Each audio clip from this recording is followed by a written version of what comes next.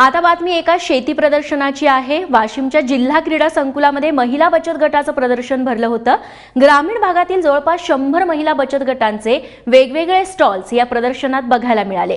ताज्या शेतमालासोबतच बचत गटाच्या वेगवेगळ्या उपयोगी वस्तू एकाच ठिकाणी लोकांना बघता आल्या। शिरपूरच्या मंदाकिनी महिला बचत गटाच्या स्टॉलवरती सगळ्यात जास्त गर्दी बघायला मिळाली। 70 रुपयांमध्ये उत्तम जेवण आणि सोबत पुरणाची पोळी असल्यामुळे खवय्यांनी इथं आस्वाद लुटला।